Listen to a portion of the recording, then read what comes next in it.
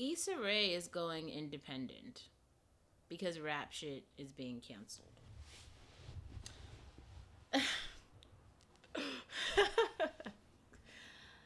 This might be a longer rant because I have so many thoughts on this.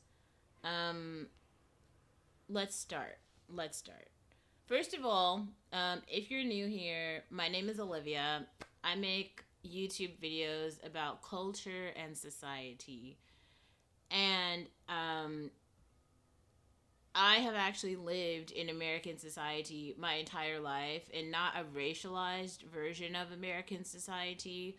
Like, remember, I am a black woman, but I have never grown up in primarily black spaces. So like I've grown up kind of in like and lived my life in like the white portions of society while existing as a black woman. So when people are talking about these like traditional experiences or maybe more of the like conservative Candace Owens-ness of it all, I feel like a lot of the context is lost because some people who exist in white spaces and are simply black, they're just considered urban because urban and black seem to be synonymous. But as we've gotten more representation of women of color, the Bias, the Jaylas, the Tylas of it all, right? Now we get to see like a whole bunch of we get to see what urban is, right? Is that. And I don't know if you would sit here and be like, because Candace Owens is black, she's urban.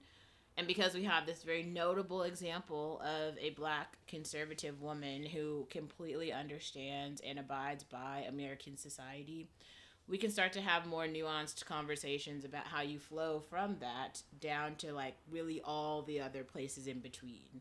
Now, if Candace Owens conservatism is up here and Bia urbanism is, I won't put them down, I'll put it like over here. You see how I'm in the middle? This is where I've always landed. I appreciate urbanism. I understand conservatism. I simply sit in the middle as a classic observer. I call myself maybe like a modern cityist. Like I really like the term city girls, but then people tried to like hypersexualize it and make it like every single thing is about sex because you live in the city, even though Sex in the City is a good show. Wonderful show actually. But let's get back to the ISSA Rae of it all. I'm gonna put some links in the description box to other videos I've made talking about ISSA Rae, and really listening to some of her most classic speeches. But I feel like ISSA Rae is a little bit far removed from traditional black culture or even like most black girl experiences. Like I found a black girl the other day. I think she called herself chemically unbalanced black girl, something like that. And then Keita Rose calls herself like educated and unmedicated. So there's these plays on like mental health, who's struggling with mental health and who's not struggling with mental health. And I can say this, there are plenty of people who are like living in the hood, experiencing poverty, all the shit, and they consider themselves mentally healthy.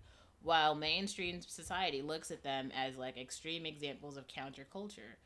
They're literally called the classless people, like the untouchables of society, and yet they still see themselves as like having no issues. They're mentally healthy, I guess, because they are unmedicated.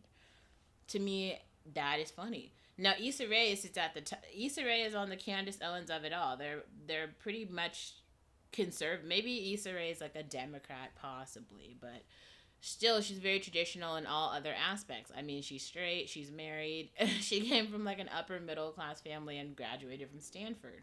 Like, I mean, and the funny, so in her real life, like I think Insecure, the HBO version Insecure, was very indicative of who Issa Rae is, how Issa Rae moves. Like when she gave like that talk with Diddy talking about like regular black girl shit, she's the Afro tech of it all, and that's like no shade. Like that's really who Issa Rae is, and if you've been around people in black society, you will understand. There was what was that? There was a show. It was called Baldwin Hills, I think, where it's about kind of like maybe like more upper middle class black people, how they move, where they live, and shit. And like, if you've been around those black people, that's exactly how they are. Now that show didn't really do very well. Like I think it got canceled, but like I don't know why more poor black people weren't watching Baldwin Hills as opposed to like The Hills, right? Which was like the white version of that, which like everybody talked about with like Lauren and Kirsten. I know when I was growing up, I was watching that, just or Laguna Beach, right? The Laguna Beach of it all. Um, I feel like maybe some of you guys missed that because like you just weren't it. I guess you weren't in California, or like you just don't understand zip codes. 90210, Nip Tuck, all that shit. It's like shows based on a real culture, right? So Issa Rae has gotten to this point where she has like so much access, like everyone knows her name, but rap shit is not really about her life. Like Issa's not a rapper. And then she's making a show about these rappers, and we have real black rappers out here. We've got like Bia, we've got Megan Thee Stallion, Nicki Minaj, and these people have their own brands and things that they're doing. And I don't even feel like the TV show encompasses what they're doing because we see them like at the same time the show is running. We have real rappers out here who are like talking about their lives. We see what they're doing on Instagram. It's like not really matching up. I didn't watch the show, so I could be wrong. Maybe it is matching up, but either way, like I didn't watch the show, and I feel like with the rise, it's not even the rise of YouTube. It's just more like the visibility of the normal black girl experience, the Kiana Naomi of it all, right? Like, I mean, I don't know why people keep trying to paint American black girls as extremely urban because like there's just not very many urban black girls born. They all die before they can even have a YouTube channel or anything. Like a majority of the black girls are going to be like the Kai Fosters, the Kiana Naomis, okay? Like